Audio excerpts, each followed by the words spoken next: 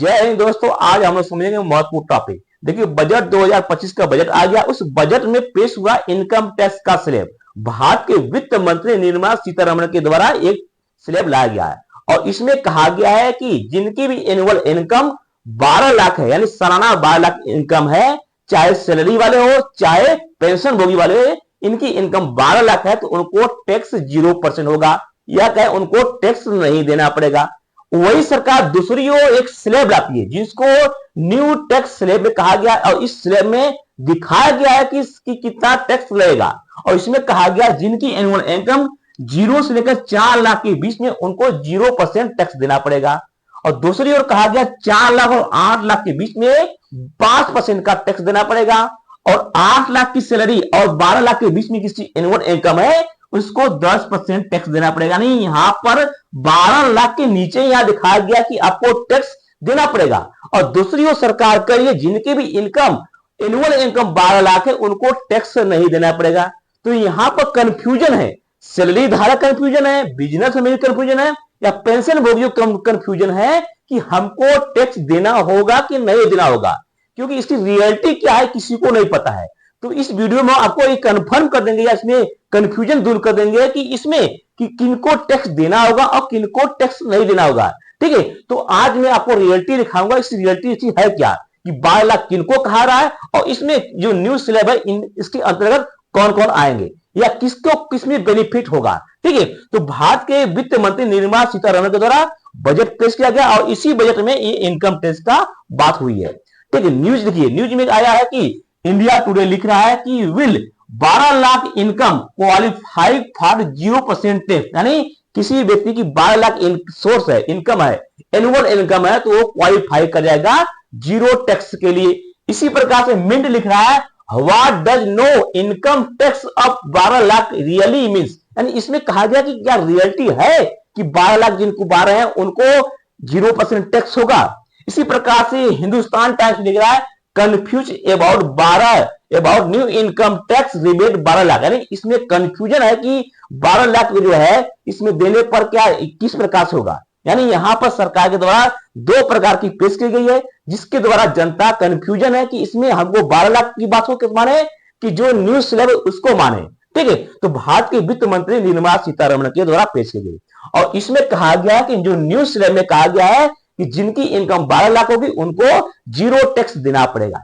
इसी के साथ साथ जो भी सैलरी धारक हैं अगर उनको रिबेट दिया गया है, उनको रिबेट दिया गया 75,000 का और कुल मिलाकर उनकी सैलरी अगर 12,75,000 होती है तो उनको भी 0 टैक्स देना पड़ेगा। इसके साथ साथ इसमें कहा गया है कि न्यू स्लैब में चेंजिंग देखने को मिला है और लेकिन पुरानी स्लैब है उसमें कोई भी चेंजिंग देखने को नहीं मिला है। तो कोई व्यक्ति चाहे तो न्यू स्लैब से अपना इनकम टैक्स दे सकता है और कोई भी व्यक्ति चाहे तो पुराने स्लैब को ले सकता है। ठीक है, तो आज के टॉपिक में समझेंगे किन व्यक्तियों के लिए न्यू स्लैब बेनिफिट होगा और किन व्यक्तियों के लिए पुरानी स्लैब बेनिफिट होगा। ठीक है, आज के टॉपिक में आपको क्लियर हो जाएगा। ठीक है, देखिए इसमें इसी प्रकार से यहां पर लिख रहा है कि confuse about new income tax rebate till 12 lakh. देखिए इसमें 12 लाख जो रिबेट है इसमें किस प्रकार से है, तो यहां पर कंफ्यूजन है, लेकिन कंफ्यूजन को आज हम दूर कर देंगे। ठीक है, लेकिन न्यू स्लैब, यहां पर न्यू टैक्स स्लैब की बात हो रही है, हम इसमें पुराने टैक्स स्लैब की बात नहीं रही। और न्यू टैक्स स्लैब में इसमें नहीं मतलब होता है एचआरए से, यानी आपकी टोटल सैलरी क्या है, आप कहीं इन्वेस्ट किए उससे कोई मतलब नहीं है। चाहे आप पीपीएफ में कहीं पैसा जमा करें उससे कोई मतलब नहीं, आप कहीं जमा कराएं उससे कोई मतलब नहीं। लेकिन इसमें क्या है, केवल आपकी सैलरी कितनी है, टोटल सैलरी है और उसके अनुसार स्लैब बनाया गया है। मान लीजिए किसी व्यक्ति की सैलरी 12 लाख है, ठीक है, तो 12 लाख सैलरी है तो उसके हिसाब से कितना इनको टैक्स देना पड़ेगा। या किसी व्यक्ति की सैलरी 15,000 है, एनुअल है, ठीक है, ये जो 12 लाख है, मान लीजिए किसी व्यक्ति की सैलरी पर मंथ 1 लाख है तो 12 मंथ में 12 लाख हो गया, तो एनुअल इनकम 12 लाख है तो उसको कितना टैक्स देना पड़ेगा। मान लीजिए किसी व्यक्ति की सैलरी पर मंथ 60,000 है तो 12 मंथ में देखेंगे तो 72,000 7,20,000 रहेगा, तो उसको कितना टैक्स देना पड़ेगा, इस हिसाब से आपको समझना पड़ेगा। ठीक है, तो इस समय जो बात होती है न्यू स्लैब में आपकी टोटल सैलरी कितनी है इसके अनुसार बनाया गया है। ठीक है, तो मान लीजिए किसी व्यक्ति की सैलरी 0 से 4 लाख के बीच में है तो उसकी क्या 0 टैक्स लेगा। मान लीजिए किसी व्यक्ति के 30,000 मंथली है तो साल भर में कितना होगा, 3,60,000 होगा। तो 0 और 4 लाख के बीच में आ रहा, तो इसको क्या, जीरो टैक्स देना पड़ेगा। इसी प्रकार से मान लीजिए किसी व्यक्ति की सैलरी 4 और 8 लाख के बीच में है, मान लीजिए 60 लाख उसकी मंथली है, तो 12 मंथ में हो जाएगा 7,20,000 हो जाएगा, तो यानी ये इसमें आ जाएगा। तो इसमें उसको 5% देना पड़ेगा। यानी किसी व्यक्ति 4 और 8 के बीच में आता है, इसका मतलब ये 4 लाख का डिफरेंस, इसमें 4 लाख का स्लैब है, तो 4 लाख को टैक्स कितना देना पड़ेगा, 5%। और 4 लाख का 5% निकालेंगे तो 20,000, कितने, 20,000 आपको देने पड़ेंगे आपको इसके बीच में। मान लीजिए सैलरी 8 लाख हो गया, एनुअल 8 लाख है, तो उसको 20,000 हो गया। इसी प्रकार से 8 लाख और 12 लाख के बीच में है, तो उसको कितना देना पड़ेगा, 10%। इसके बीच में डिफरेंस कितनी है, 4 लाख का डिफरेंस है। ठीक है, तो 4 लाख का 10% होगा तो क्या 40,000 हो जाएगा, क्या 40,000 हो गया। ठीक है, और टोटल कितना आपको टैक्स हो गया, 60,000 टैक्स हो गया। यानी किसी व्यक्ति की सैलरी पर मंथ अगर 1 लाख है, तो एनुअल इनकम हो जाएगा 12 लाख हो जाएगा, और 12 लाख हो जाएगा इनकम, तो उसको जो सैलरी जो न्यू स्लैब के अनुसार से उसको 60,000 देना पड़ेगा, सरकार को पे करना पड़ेगा। लेकिन सरकार कर रही है कि जो हम ये 60,000 आपको बढ़ रहा है, यानी जो एनुअल इनकम में 60,000 आपको पे करना पड़ेगा, ये 60,000 हम आपको रिबेट दे देंगे, यानी इसको आपको वापस कर देंगे, या कहेंगे नहीं लेंगे, छूट दे देंगे आपको, यानी जो 60,000 बना है उसमें आपको पैसा नहीं लेंगे। मान लीजिए किसी व्यक्ति, देखिए अब यहां पर क्या है, दो प्रकार का है कि अब सरकार कह रही है कि हम 12 लाख पर नहीं लेंगे, तो सरकार स्लैब बनाई है कि 12 लाख तक आपको स्लैब में जीरो इनकम टैक्स होगा, लेकिन आपको जो अनुसार जो है यहां पर 60,000 देना पड़ेगा। लेकिन 60,000 जो है आपको रिबेट हो जाएगा, आपको माफ कर दिया जाएगा, आपको देना नहीं पड़ेगा। इसी प्रकार से अगर कोई सैलरी धारक है, सैलरी धारक अगर 12,75,000 है, 12,75,000 है, तो उसमें से कहा गया कि जो 75,000 है इसको रिबेट हो जाएगा, क्या हो जाएगा, इसको स्टैंडर्ड डिडक्शन मानेंगे, यानी स्टैंडर्ड डिडक्शन मतलब इसको खत्म कर देंगे, इसको नहीं मानेंगे, और आपको 12 लाख पर ही आपको इनकम टैक्स बनाया जाएगा। और 12 लाख पर इनकम टैक्स आपको बनेगा कितना, 60,000 बनेगा। और 60,000 जो बनेगा आपको, इसमें से सरकार करेगी, हम इसमें क्या करेंगे, आपको छूट दे देंगे 60,000 का। यानी कुल मिलाकर जिसकी भी सैलरी पर मंथ 1 लाख रुपए है, उसको सैलरी, उसको टैक्स नहीं देना पड़ेगा, सरकार उसको माफ कर देगी। ठीक है, तो यहां आपको दो बातें समझ में आ गई कि जिसकी सैलरी 12 लाख है, तो 12 लाख किनकी है, जिन भी व्यक्ति बिजनेसमैन है उनके लिए 12 लाख की बात हो रही है। और जो व्यक्ति सैलरी धारक है, जो माने सैलरी धारक मतलब जैसे मान लीजिए कोई गवर्नमेंट एम्प्लॉई है, तो अगर उसकी सैलरी 12,75,000 है, तो उसको क्या होगा, 75,000 का डिडक्शन मिलेगा, और 12 लाख सैलरी होगी, और 12 लाख सैलरी में जो टैक्स होगा उसको रिबेट कर दिया जाएगा, उसको छूट दे दिया जाएगा, तो कुल मिलाकर 12 लाख पर देना पड़ेगा। अब यहां पर कंडीशन होता है कि मान लीजिए किसी की सैलरी 15,000 है, 15 लाख है या 13 लाख है, तो उसकी कितनी इनकम टैक्स देना पड़ेगा।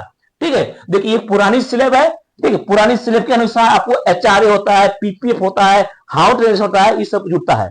तो जो भी व्यक्ति पुराने से चाहते हैं तो पुराने भी दे सकते हैं, और जो व्यक्ति चाहते हैं कि 12 लाख की इनकम सोर्स है, वो न्यू स्लैब से ले जाए, तो क्योंकि 12 लाख इनकम सोर्स है तो आपको जीरो टैक्स देना पड़ेगा। ठीक है, और जिस व्यक्ति को बेनिफिट लगता है कि नहीं हमको ओल्ड पेंशन या ओल्ड से स्लैब से बेनिफिट हो रहा है, तो ओल्ड में चला जाए। तो हाँ, आपको समझाएंगे अभी कि किसमें आपको बेनिफिट हो रहा है। ठीक है, तो यहां पर कहा गया कि अन over 12.7 lakh you can still pay zero tax. ये किनके लिए, जो एम्प्लॉय है, जो सर्विस करते हैं, उनके लिए क्या 12,75,000 है, और जो बिजनेस मैन है उनके लिए 12 लाख है। तो दो बातें क्लियर हो गई कि 12 लाख किन के लिए और 12,75,000 किन के लिए है। तो यहां पर समझ गए। इसके साथ साथ जो न्यू स्लैब है, न्यू स्लैब में तो यहां पर 0%, 5%, 10%, 50%, 20 और 25, 20, 30 इसी प्रकार से। तो 12 लाख से ऊपर देखें 12 लाख से 16 लाख के बीच में 15% है, और 16 से 20 जो है 20% है, और 20 से लाख से 24 लाख के बीच में 25% है, और 24 लाख से और जो है आपको 30% है। ये सभी का एनुअल इनकम है। तो यहां पर समझ लेते हैं कि तीन तरह का, एक समझ लेंगे 12 लाख के लिए 12,75,000, और तीसरा मान लेते किसी की एनुअल इनकम 13 लाख है, तो उसको कितना टैक्स देना पड़ेगा। ठीक है, देखिए मान लीजिए यहां पर 12 लाख है, एक हो गया 12 लाख हो गया। ठीक है, 12 लाख हो गया, दूसरा हो गया 12,75,000 हो गया। तीसरा मान लीजिए किसी की एनुअल सैलरी 13 लाख है, तो इसको सैलरी कितना देना पड़ेगा? देखिए जो 12 लाख व्यक्ति सैलरी, ये कौन है? ये बिजनेसमैन है। क्या है? ये व्यक्ति बिजनेसमैन होगा, इसके लिए क्या होगा? 12 लाख के इंतजार से। और कोई सैलरी धारक है, सैलरी धारक, उसके लिए 12,75,000 है। और जिसमें से कहा गया है कि 75,000 जो है आपको डिडक्ट कर दिया जाएगा, और 12 लाख में जो टैक्स बना है, कितना बना? 60,000 बना है। तो 60,000 जो बना है, उस 60,000 को आपको रिबेट कर दिया जाएगा, इसको माफ कर दिया जाएगा, छूट दे दिया जाएगा। इसी प्रकार से यहां पर जब आपको 12,75,000 में से 12 लाख हुआ, तो 12 लाख में से आपको इसका भी टैक्स 60,000 बनेगा, और 60,000 में से आपको इसको भी रिबेट कर दिया जाएगा। अब प्रश्न उठता है कि 13 लाख वाले पर, कि 13 लाख पर क्या होगा? क्या 13 लाख व्यक्ति जो है इस पर मात्र 25,000 रुपए टैक्स लगेगा? क्योंकि यहां पर जो 12,75,000 पर और जो सैलरी पर है, और यहां पर 13 लाख है, तो डिफरेंस कितना है? 25,000 का है। तो क्या 25,000 पर उसको टैक्स देना पड़ेगा? और 25,000 पर टैक्स क्या उसको 15% देना पड़ेगा? क्योंकि 12 लाख और 12 और 16 के बीच में 15% है। तो यहीं पर लोग कंफ्यूजन है, और यहीं पर जो है ये जो व्यक्ति न्यू स्लेब नहीं जाएगा, ओल्ड स्लेब में जाना चाहेगा। क्यों? क्योंकि यहां आपको 25,000 पर नहीं देना पड़ेगा, आपको 13 लाख पर देना पड़ेगा। क्या देना पड़ेगा? 13 लाख। देखिए एक समझिए, क्या 13 लाख जो है दो भागों में डिवाइड है। एक हो गया 12 लाख हो गया, और दूसरा समझिए 1 लाख हो गया। ठीक है, 12 लाख एक 13 लाख, तो 12 एक 13 हो गया। और 12 लाख पर आपको कितना टैक्स बन रहा है? 60,000। कितना बना है? 60,000। ठीक है, 12 लाख पर आपको 60,000 टैक्स बना, और 1 लाख पर टैक्स कितना बनेगा? देखिए 1 लाख पर टैक्स जो है, देखिए 12 लाख और 16 लाख के बीच में 15%, यानी 12 लाख से 1 लाख जो है अधिक है, यानी 12 13 तो 1 लाख बना, तो 1 लाख पर कितना टैक्स देना पड़ेगा? 15%। इसका मतलब 15,000। ठीक है, तो 15,000 आपको 12 से एवं जो तेरे जाएंगे एक 15,000, तो यहां पर क्या 15,000 हो गया। तो 15,000 हो गया, तो कुल मिला कितना हो जाएगा? 75,000 हो गया।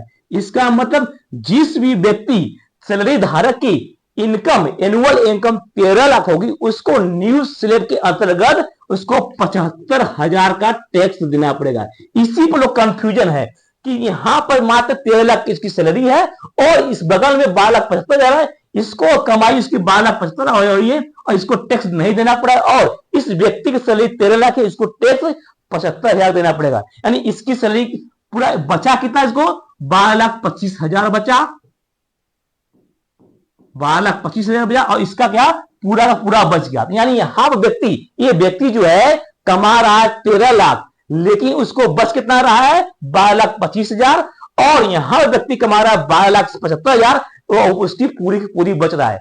इसकी सैलरी अधिक है, लेकिन इसको बच क्या कम रहा है।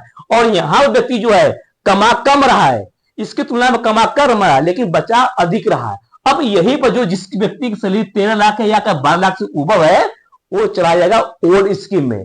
जो ओल्ड स्लैब है उसमें जाएगा, तो उसको बेनिफिट होगा। तो समझ गए कि अगर किसी भी सैलरी एनुअल इनकम 12 लाख है, तो उसको जो बेनिफिट है न्यू स्लैब में बेनिफिट है। अगर उसकी 12 लाख से एवं सैलरी है, उसको ओल्ड जो स्लैब है उसमें बेनिफिट है। तो यहां पर क्लियर हो गया कि किसको किसमें बेनिफिट है। तो ये क्लियर समझिए कि जिसकी भी सैलरी 12 लाख के आसपास है, वो न्यू स्लैब उठाएगा, उसको बेनिफिट होगा। और जिसकी भी सैलरी 12 लाख से एबव है, वो ओल्ड स्लैब में जाएगा, तो उसको वहां पर बेनिफिट मिलेगा, क्योंकि वहां पर एचआरए होता है, आधार लाख का छूट होता है, पीपीएफ होता है, बहुत सारे होते हैं जिसमें आपको छूट मिलेगा। तो छूट मिलने के कारण से जो यहाँ पर टैक्स लग रहा है वो कम टैक्स लेगा। ठीक है, तो इस हिसाब से है। इसके साथ साथ समझेंगे जो स्लैब है, इस स्लैब के अलावा क्या क्या प्रावधान किया गया। इस प्रावधान में क्या गया है कि जो वरिष्ठ नागरिक हो गए, इनमें सीमा कटौती कहा गया, और जो सीमा कटौती 50,000 था उसको बढ़ाकर 1 लाख कर दिया गया है। ठीक है, इसके साथ साथ जो राष्ट्रीय पेंशन प्रणाली है, इसमें जो योगदान के लिए कटौती होता था, इसमें जो 50,000 रुपए था, इसको बढ़ाकर एनपीएस जो है, जो वासर योजना के थ्रू नाबालिग किया गया, इनको योगदान दिया जाएगा। इसके साथ साथ जो किराएदार है, जो टैक्स देते हैं, किराएदार है, रेंटर है, इनके लिए टैक्स कलेक्शन टीडीए जो फाइल करते हैं, 2,40,000 से बढ़ाकर 6 लाख कर दिया गया। ये भी बेनिफिट में कहा गया है। इसके साथ साथ जो करदाता होते हैं, जो बिना किसी शर्त के दो कब्जे वाले संपत्ति वाले, किसी के पास दो मकान है तो दोनों मकान को दिखा सकते हैं और दोनों मकान पर अपना शून्य दावा कर सकते हैं।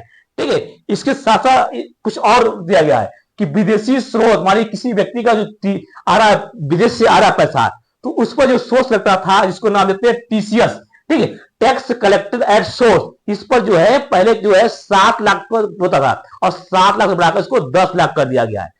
ठीक है, 7 लाख से बढ़ाकर इसको 10 लाख कर गया। पहले 7 लाख था, अब 7 लाख बढ़ाकर 10 लाख कर गया। और इसके साथ साथ पहले जो है 7 लाख पर जो है 0.5% टैक्स लगता है। 7 लाख ऊपर बेचते थे तो 0.5 जो है टैक्स लगता था, लेकिन अब इसको हटा लिया जाए। लेकिन ध्यान लीजिए, हमारी कोई विद्यार्थी, हमारी आपकी कोई बेटा है, अमेरिका में पढ़ा है, उसको 10 लाख भेज रहा है और अपने पल्ले से भेज रहे हैं, अपने कमाई से भेज रहे हैं, तब टैक्स लेगा। और वही अगर 10 लाख आपको किसी बैंक से लोन लेकर दे रहे हैं तब टैक्स नहीं लेगा। यानी सरकार यहां पर कंडीशन डाली है कि आप अगर स्वयं के पैसे का यूज करके दे रहे हैं तब आपको टैक्स देना पड़ेगा, अगर आप किसी बैंक से लोन लेकर दे रहे हैं तब आपको टैक्स नहीं देना पड़ेगा। इसके साथ साथ जो रिटर्न फाइल है, आप 24 महीने से बढ़ाकर 48 महीने कर दिया गया है। ठीक है, तो इसमें बहुत सारे सुधार भी किए गए और बहुत सारे निगेटिव इफेक्ट है। तो पॉजिटिव इफेक्ट ये है कि सबसे बड़ा ये है कि जो इनकम टैक्स बनाया गया है, 12 लाख का जो इनकम टैक्स उनको जीरो देना पड़ेगा,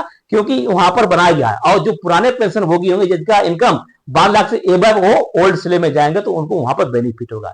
इसके साथ समझ लीजिए कि टैक्स कितने प्रकार होते हैं। तो टैक्स दो प्रकार होते हैं, direct tax, indirect tax. Direct tax वो होता है जो आपसे हम स्वयं ले, डायरेक्ट आपसे ले लें, उसको डायरेक्ट टैक्स बोलते हैं। मान लीजिए आपके सामने कोई चोरी कर रहा है, ठीक है, आपका कोई सामान चुरा रहा है, तो आप प्रत्यक्षदर्शी हैं, जो सामने देख रहे हैं, उसको बोलते हैं प्रत्यक्षदर्शी, जिसको इनडायरेक्ट बोलते हैं। और इनडायरेक्ट मतलब कि आप जानते हैं कि ये व्यक्ति ने चुराया है, लेकिन आप उसको देखे नहीं, लेकिन कंफर्म है कि ये व्यक्ति ये चुराया है, उसको इनडायरेक्ट टैक्स कहते हैं। इसी प्रकार से सरकार भी डायरेक्ट और इनडायरेक्ट टैक्स दी है। सरकार भी क्या एक प्रकार का डकैत करती है।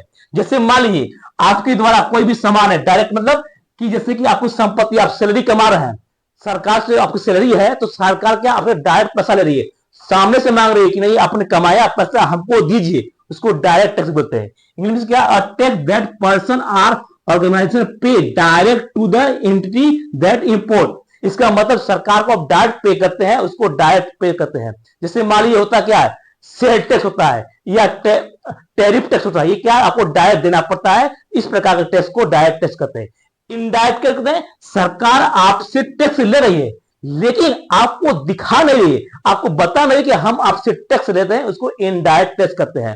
जैसे a tax live on goods or service rather than the an individual या कंपनी। इसका मतलब मानिए कोई आप उत्पाद कर रहे हैं, मानिए हम कोई लैपटॉप बना रहे हैं, तो लैपटॉप हम जो ले रहे हैं सरकार इस पर टैक्स लगाती है 18%, यानी इस कंपनी से सरकार ले लेती है और कंपनी हमसे लेती है। इसका मतलब सरकार जो है जो टैक्स है हमसे लिया है, लेकिन मार्फत या कहे जो लेने का तरीका उसको बदल देती है, उसको इनडायरेक्ट टैक्स करते हैं। मानी कोई सामान पर टैक्स ले लेता है तो सामान के मार्फत जो टैक्स लगता है उसको इनडायरेक्ट टैक्स करते हैं। ठीक है, तो सरकार दो प्रकार के, direct tax, indirect tax. Direct tax में कुछ ही लोग क्या देते हैं टैक्स, और इनडायरेक्ट टैक्स में सभी लोग देते हैं। मान लीजिए क्या पेन है, इस पेन का जो टैक्स है ये हम भी पे करेंगे, चाहे कोई कितने बड़ा आदमी हो वो भी पे करेगा। तो इनडायरेक्ट टैक्स क्या हर व्यक्ति पे करता है, चाहे गरीब से गरीब व्यक्ति हो, चाहे अमीर से अमीर व्यक्ति हो। मान लीजिए किसी पर व्हीट पर, गेहूं पर या आटे पर टैक्स लग रहा है, तो आटा हम भी खा रहे हैं और अमीर से अमीर आदमी खा रहा है, तो जो इनडायरेक्ट टैक्स होता है उसका कलेक्शन अधिक होता है और ये हर व्यक्ति देखता है। ऐसा नहीं कि हर लोग इक्वल पार्टिसिपेट करते हैं इनडायरेक्ट टैक्स में। ठीक है, जैसे डायरेक्ट टैक्स क्या होता है, डायरेक्ट टैक्स में इनकम टैक्स आ गया, जो कि सरकार आपसे डायरेक्ट मांगती है, आप पैसा हमको दीजिए डायरेक्ट। इसी प्रकार से कैपिटल गेन होता है, जो कि सरकार डायरेक्ट लेती है। सिक्योरिटी टैक्स होता है, इसी प्रकार से। ठीक है, ये सब इस कॉर्पोरेट टैक्स ये सभी जो है डायरेक्ट टैक्स होता है, सरकार आपसे डायरेक्ट लेती है। इसी इनडायरेक्ट टैक्स होता है, सेल टैक्स हो गया, सर्विस टैक्स हो गया। माने सर्विस टैक्स मतलब आप कहीं इसको कहीं सेवा किए, उसके बदले में जो टैक्स मिलता है उसको सर्विस टैक्स कहते हैं। जीएसटी हो गया, जीएसटी यानी गुड एंड सर्विस टैक्स, कुछ सामान में जो टैक्स लगता है उसको जीएसटी बोलते हैं। मान लिया कोई सामान मंगाए, हम लैपटॉप कहीं मंगाए लैपटॉप, और लैपटॉप पर जो सरकार टैक्स लगाई है और उस टैक्स को कौन पे किया, अंतिम रूप से तो हम ही करते हैं, उसको पे हम ही करते हैं, लेकिन कंपनियां हमसे उसकी दाम बढ़ाकर ले लेता है, तो उसको इनडायरेक्ट टैक्स करते हैं। मान लीजिए आपने कोई कोर्स परचेस किया, उस कोर्स का परचेस किए 1,000 का, और इस पर सरकार जो है 18% टैक्स लेती है, जो कि इनडायरेक्ट टैक्स होता है। और 18% टैक्स लेगी मतलब 180 रुपए सरकार ले ली। अब जो कंपनी या जो भी कोचिंग संस्थान 1,000 में बेच रही है, वो अपना मूल्य बढ़ाकर बेचेगी। इसका मतलब सरकार पैसा ले रही है, लेकिन मार्फत बदल रही है, अपना जो लेने का जरिया है वो बदल देती है, उसको इनडायरेक्ट टैक्स कहते हैं। तो टैक्स जो है दोनों प्रकार का होता है, डायरेक्ट और इनडायरेक्ट, और सरकार जो है इनडायरेक्ट टैक्स से ज्यादा कमाई करता है, और भारत का हर नागरिक जो है इनडायरेक्ट टैक्स देता है, और इक्वल रूप से देता है, चाहे अमीर हो या गरीब, सबको बराबर रूप से टैक्स देता है। और जो इंडायरेक्ट टैक्स होता है, जिसको छुपा हुआ टैक्स कहते हैं या अप्रत्यक्ष टैक्स कहते हैं, ये हर व्यक्ति देता है, चाहे कोई अमीर हो चाहे गरीब हो। तो भारत सरकार के द्वारा दो प्रकार के टैक्स लगाते हैं, डायरेक्ट और इनडायरेक्ट टैक्स। ठीक, आई होप कि आपको अच्छे से समझ में आ गया। मिलते हैं नेक्स्ट वीडियो में। जय हिंद।